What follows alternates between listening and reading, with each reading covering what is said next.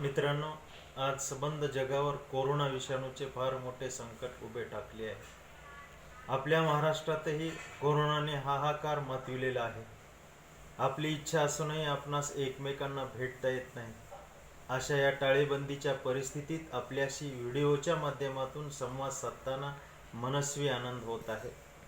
मी प्राध्यापक डॉक्टर भारत भदाडे, मराठी विभाग प्रमुख, महात्मा फुले महाविद्यालय किनगाव, आपल्याशी मराठी विषयाच्या अभ्यासक्रमात नेमण्यात आलेल्या नाटक या वाङ्मय प्रकारावर साधक बाधक माहिती देत आहे. ती आपणास परीक्षेच्या दृष्टिकोनातून आणि वाङ्मय प्रकाराच्या अभ्यासाच्या दृष्टिकोनातून महत्त्वाची असेल. मित्रांनो, मराठी वाङ्मयात कथा, कादंबरी, कविता, चरित्र, आत्मचरित्र इत्यादी साहित्य प्रकारात नाटक हा एक महत्त्वाचा साहित्य प्रकार व वाङ्मय प्रकार आहे. नाटक हा सादरीकरणाचा एक प्रकार आहे. म्हणूनच नाटक हा दृक्श्राव्य असा वाङ्मय प्रकार आहे, याची जाणीव आपल्याला होईलच. भरतमुनीच्या नाट्यशास्त्रापासून ते अरिस्टॉटल, प्लेटोपर्यंतच्या नाट्यविचारांचा वेध आपणास घ्यावयाचा आहे. नाटक हा आपला परिचयातील वाङ्मय प्रकार आहे. कधी वाचून, कधी ऐकून, तर कधी प्रत्यक्ष पाहून नाटक या वाङ्मय प्रकाराचा थोडा बहुत का होईना आपल्याला परिचय झालेला असतोच. अगदी लहान असताना आपले आई वडील वा इतर मंडळी आपल्याशी नेहमी म्हणायचे, तू नाटक करू नको, तुझं नाटक बस झालं. याचा अर्थ नाटक हा शब्द आपल्यासाठी नवीन नाही. नाटक हा दृक्श्राव्य स्वरूपाचा वाङ्मय प्रकार आहे. अशा या वाङ्मय प्रकाराची व्याख्या, या वाङ्मय प्रकाराचे स्वरूप, वैशिष्ट्ये, घटक, प्रकार आदी बाबींचा आढावा आपणास घ्यावयाचा आहे. मित्रांनो, सर्वप्रथम नाटक म्हणजे काय हे पाहणे आवश्यक आहे. इंग्रजीत नाटकाला ड्रामा असे म्हणतात. मूळ ग्रीक शब्द ड्रॅन या शब्दावरून ड्रामा हा शब्द रूढ झाला. ड्रॅन म्हणजे कृती करणे. कृती ही दोन प्रकारची असते. एक म्हणजे सांगितलेली कृती आणि दुसरी म्हणजे केलेली कृती. ग्रीक भाषेत यासाठी मायथॉस आणि ड्रामेनॉन असे दोन वेगवेगळे शब्द वापरले जातात. नाटकातील पात्रे स्वतः कृती करतात. म्हणूनच पाश्चात्य नाट्य समीक्षक नाटकाला केवळ वाङ्मय प्रकार मानत नाहीत, तो एक सादरीकरणाचा कला प्रकारच मानतात. नाटकाच्या विशेषांच्या आधारे आपण नाटक या प्रकाराची व्याख्या करू शकतो. खरे तर नाटक वाङ्मय प्रकाराची परिपूर्ण व्याख्या आपल्याला देताच येत नाही. तरी परंतु काही विशेषांच्या आधारे आपण नाटक या वाङ्मय प्रकाराच्या व्याख्या काही अभ्यासकाच्या मताच्या विचाराने आपण घेणार आहोत. मित्र, पहिली व्याख्या आहे सिसिरो यांनी केलेली व्याख्या. ते म्हणतात की नाटक हे जीवनाचे अनुकरण आहे, चालीरीतींचा आरसा आहे, सत्याचे प्रतिबिंब आहे. अशी एक व्याख्या प्रसिद्ध ग्रीक विचारवंत सिसिरो यांनी केली आहे. तर दुसरी व्याख्या आहे कोलरिज यांनी केलेली. ते म्हणतात की नाटक हे निसर्गाचे अनुकरण नसून त्याची नक्कल आहे. नाटकात जे वास्तव दाखवायचे असते तो अखेरीस वास्तवाचा आभास असतो. दाखवायचे असते तो अखेरीस वास्तवाचा आभास. याचे भान नाटक सादर करणाऱ्याने ठेवणे आवश्यक आहे, असे कोलरिज यांना या व्याख्येतून सुचवायचे आहे. मित्रांनो, तिसरी व्याख्या आहे विल्यम ऑर्थर यांनी केलेली व्याख्या. ते म्हणतात नाटक हे आपल्याला कमीपणा आणणाऱ्या व बंधन घालणाऱ्या दैवी शक्ती व निसर्ग यांच्या संघर्षात सापडलेल्या माणसाच्या इच्छेचे प्रतिनिधित्व करते. अशी व्याख्या ऑर्थर यांनी केली आहे. खरे तर संघर्ष हा नाटकाचा आत्मा असतो आणि नाटकात द्वंद्व अथवा संघर्ष केंद्रस्थानी असतो, असे ऑर्थर यांना सुचवायचे आहे. आपण पुढच्या व्याख्याकडे वळूयात. चौथी व्याख्या आहे मार्जर बोल्टन यांची. ते काय म्हणतात नाटकाविषयी? तर नाटकाच्या निर्मितीचे प्रयोजन म्हणजे सादरीकरण करणे हे लक्षात घेऊन मार्जन बोल्टन यांनी लिटरेचर दॅट ऑक्स अशा शब्दात नाटकाचे वेगळेपण सांगितले आहे. नाटकाच्या सर्व समावेशक व्याख्यांचा जर विचार केला तर आपल्याला असंही म्हणता येईल, शब्दांनी तयार झालेले संवाद अभिनय सादर करण्याची कला म्हणजे नाटक. एका मानवी समूहाने दुसऱ्या मानवी समूहासमोर सादर करावयाची कला म्हणजे नाटक. आणि पुढची एक महत्त्वाची व्याख्या आहे ती अशी की नाटक म्हणजे शब्दापासून तयार होणारी संहिता आणि या संहितेचे सादरीकरण म्हणजे नाटक.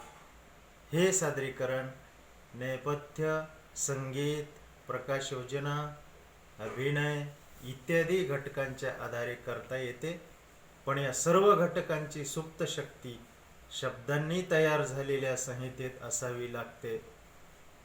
एक महत्त्वाची व्याख्या 8वी डॉक्टर भालचंद्र फडके, आणि ही फार महत्त्वाची व्याख्या आहे. ते काय म्हणतात, नाटक हा मानवी मनाचा सांस्कृतिक उद्गार आहे, अशी व्याख्या केलेली आहे. माणसाचे भावविश्वच नाटकात प्रकट होत असते. माणसाच्या भावविश्वाच्या जडणघडणीत त्याच्या संस्कृतीचा फार मोठा वाटा असतो. म्हणूनच नाटक म्हणजे प्रसंग आणि संवाद यांच्याद्वारा व्यक्त होणारा संघर्षमय कथात्मक अनुभव, अशी महत्त्वपूर्ण व्याख्या विश्वकोशाच्या 8व्या खंडात डॉक्टर भालचंद्र फडके यांनी केली आहे. या एकूण सर्व व्याख्यांचा विचार करता परिपूर्ण अशी व्याख्या डॉक्टर भालचंद्र फडके यांची वाटते. या व्याख्यांचा धावता आढावा घेतल्यानंतर मित्रहो, आपण पुढच्या भागाकडे वळणार आहोत. नाटकाची पूर्वपीठिका. आधुनिक मराठी वाङ्मयाची खरी सुरुवात कैलासवासी विष्णुदास भावे यांनी केली असे म्हटले जात असते. पण आज या अनेक संशोधकाचे याबद्दल एकमत नाही. विष्णुदास भावे यांनी 5 नोव्हेंबर 1843 रोजी सांगली येथे पटवर्धन महाराजांच्या दरबारात संगीत स्वयंवर या नाटकाचा खेळ सादर केला. मराठी आधुनिक नाटकाचा विकास खरं तर इंग्रजी नाटकाच्या अनुकरणातून झालेला आपल्याला पाहायला मिळतो. अभिनय हा नाटकाचा प्राण असतो. बहुरूपी, मसंजोगी, पोतराज, वासुदेव आदी लोककला प्रकारांचे निराळेपण त्यांच्या वैशिष्ट्यपूर्ण वेशभूषेमुळे आपल्याला लक्षात येते. मनोरंजन करणे हे या लोककलेचे वैशिष्ट्य जे नाटकात दिसून येते. कोकणातील दशावताराचे खेळ, नाथांची भारुडे सादर करण्याची पद्धती नाटकाशी खरी तर मिळती जुळती आहे. आपल्याकडे प्रचलित असणाऱ्या सर्व लोककला प्रकारापैकी तुम्हाला परिचित असलेला तमाशा हा मराठी नाटकाच्या स्वरूपाशी बरेच साम्य असणारा लोककला प्रकार आहे.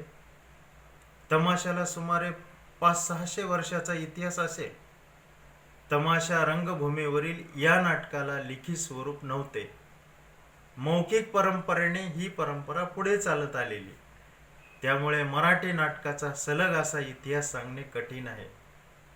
भारतात इसवी सन 7व्या ते 9व्या शतकापर्यंत कालिदास, भरत, भवभूती इत्यादी लेखकांनी लिहिलेली संस्कृत भाषेतील नाटके आजही उपलब्ध आहेत.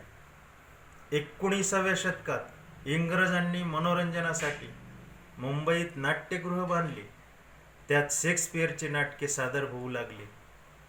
मित्रहो, इंग्रजी शाळेत शिकलेल्या मराठी तरुणांनी इंग्रजी नाटकाचे मराठी अनुवाद प्रसिद्ध केले, ज्यामुळे आधुनिक मराठी रंगभूमी फुलत गेली, समृद्ध झाली आणि म्हणून आज नाटकाचं दालन फार मोठं समृद्ध आहे. नाटकाचे घटक. हा पुढचा भाग आपण आता विस्ताराने पाहूयात. मित्रहो, नाटक ही सादरीकरणाची कला असल्यामुळे नाटकाची सुरुवात झाल्याबरोबर त्या नाटकाचे मध्यवर्ती सूत्र काय याची माहिती प्रेक्षकांना कळावी लागते. नाटकाचे अनेक घटक आहेत, त्याविषयी सविस्तर माहिती आपण करूयात. मित्रहो, पहिला जो घटक आहे तो म्हणजे विषय सूत्र. नाट्यलेखन हे वैयक्तिक पातळीवर लिहिले जात असले तरी नाट्य निर्मिती आणि नाटकाचा आस्वाद या दोन्ही बाबी सामूहिक पातळीवर होत असतात. त्यामुळे नाट्यलेखकाला त्याच्या वैयक्तिक प्रयोजनापलीकडे जाऊन आपल्या नाट्यलेखनाचे काही एक सूत्र मनात ठेवावे लागते. हे सूत्र तो नाटकात कधी प्रत्यक्षपणे तर कधी संवादामार्फत, अप्रत्यक्षपणे तर कधी दोन किंवा अधिक पात्रांच्या संवादी अथवा विरोधी उक्ती कृतीमधून प्रेक्षकापर्यंत पोहोचवित असतो. विषय सूत्र या शब्दासाठी मध्यवर्ती सूत्र असा शब्द वापरला जातो. हे विषय सूत्र म्हणजे मध्यवर्ती संघर्ष आणि संघर्ष हा नाटकाचा आत्मा असतो असे म्हटले जाते. याचाच अर्थ असा की नाट्यलेखकाला एखादा विषय ज्या हेतूने मांडायचा असतो तो हेतू म्हणजे विषय सूत्र. नाटकाचा दुसरा घटक म्हणजे संविधानक. नाटकाचा हा एक महत्वाचा घटक. संविधानक म्हणजे कथानक नव्हे, तर कथानकाची सहेतुक मांडणी म्हणजे संविधानक. नाटकात पात्रे असतात, त्यांचे बोलणे, त्यांचे वागणे, त्यातून एका प्रसंगाची साखळीच निर्माण होते. प्रसंगाची ही साखळी असा वास्तव भास निर्माण करते जो खरा आणि अपरिहार्य वाटला पाहिजे. संवादकाची मांडणी करताना संविधानकाचे 3 टप्पे कल्पिता येतात. त्यात पहिला म्हणजे समस्येचा प्रारंभ, दुसरा भाग आहे पेच प्रसंग आणि तिसरा भाग आहे उकल अथवा सोडवणूक. या तीनही टप्प्यांचा लेखकाने काळजीपूर्वक विचार करावा लागतो. कोणत्याही नाटकातले संविधानक नाटकाच्या मध्यवर्ती सूत्राची दिशा लक्षात घेऊन टप्प्याटप्प्याने विकसित होते. मित्रांनो, नाटकाचा तिसरा जो घटक आहे तो म्हणजे पात्रचित्रण किंवा व्यक्तिरेखा. नाटकाचे शरीर हे संवादाचे असते आणि हे संवाद रंगमंचावर नाटकातील पात्रे बोलून दाखवतात. त्यामुळे पात्रच नाहीत असे नाटक संभवत नाही. पात्रे आणि संवादाशिवाय नाटक संभवत नाही. नाटकात व्यक्तिरेखाच जेव्हा केंद्रस्थानी, तेव्हा व्यक्तिचित्रणाच्या आवश्यक तपशिलाची एकांकिकेत काटछाट करावी लागते.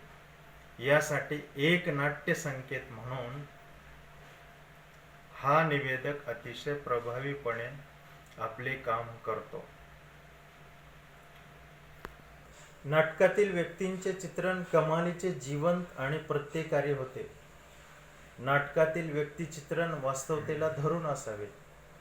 त्यामुळे नाटकातील व्यक्तिरेखा ह्या उजळून निघतील. मित्र, नाट्यवाङ्मय प्रकाराचा चौथा घटक म्हणजे संवाद.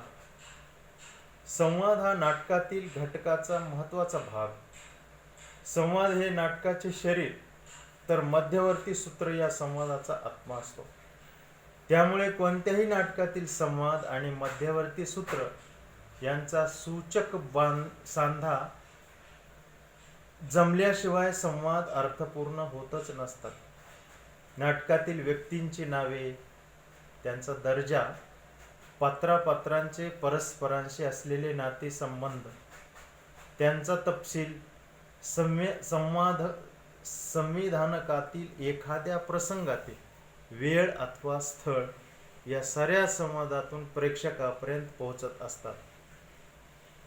कथानकाचा औचित्यभंग होणार नाही अशा बेताने संवादाच्या मार्फत तपशील प्रेक्षकापर्यंत नेऊन पोचवावा लागतो.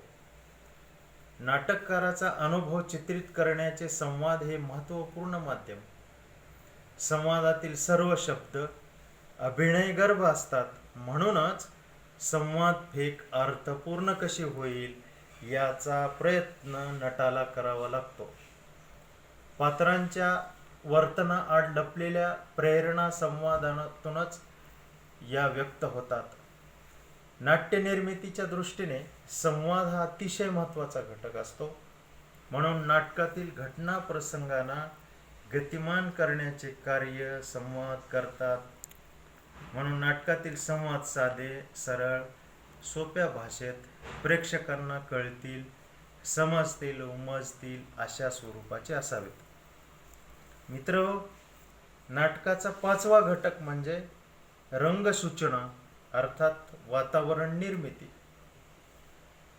रंगसूचना आणि वातावरण निर्मिती हे दोन्ही घटक नाटकाची प्रयोगक्षम बाजू दिग्दर्शित करण्यासाठी येतात.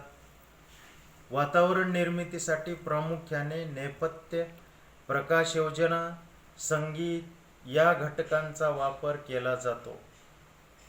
केवळ स्तब्धता अथवा क्षणभराची शांतता ही सुद्धा वातावरण निर्मितीसाठी अत्यंत पोषक असते. रंगसूचना नेहमीच सूत्रमय पद्धतीने दिल्या जातात. प्रयोग सादर करणाऱ्या दिग्दर्शकाला प्रयोगाच्या गती आणि प्रगतीचे सूत्र कळावे एवढाच लेखकाचा हेतू असतो. अशा वारंवार केलेल्या सूत्रमय रंगसूचनांमुळे काही रंगसूचना नाट्यसंकेत म्हणून रूढ होतात. रंगसूचना सूत्रमय पद्धतीने कमीत कमी शब्दात दिल्या जातात. काही वेळेला रंगसूचनांचे रूपांतर नाट्य